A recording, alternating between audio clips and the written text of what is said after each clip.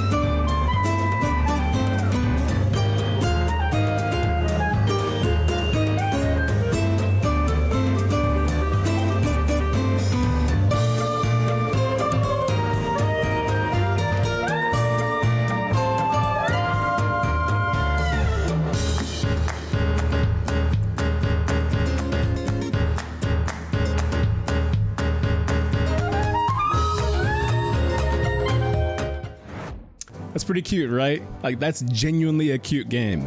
And I think it's the affinity for the animals and the environment that brings me back to the days of the 100 Acre Wood, Frog and Toad, Berenstain Bears, and more. And, well, the one thing that happens to a lot of game characters happened to Annika.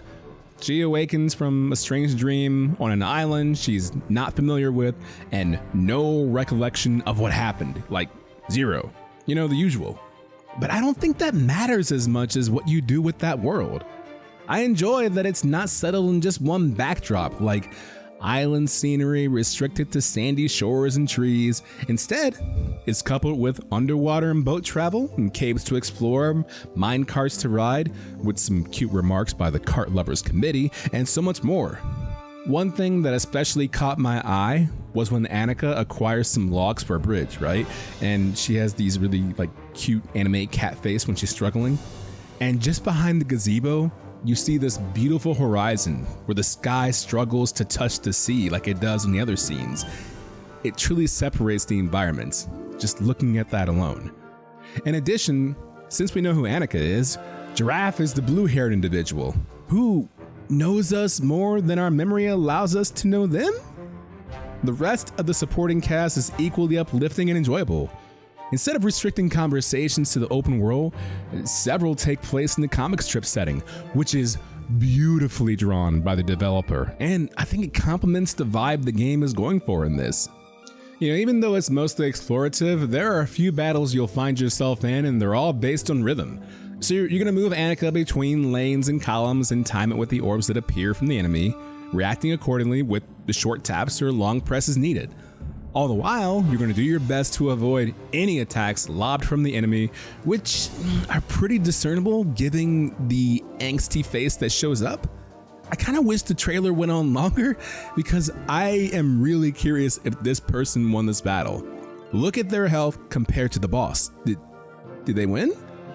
And I feel like I should have mentioned this earlier, but I did want to point out that developer ADRIAN F.E is one person. So everything we just saw was the work of one person's love and labor. And honestly, that's one of the attractions of indie games for me. Small teams, big passion, unique results. You can show your love by picking this game up right now. Rated E for everyone.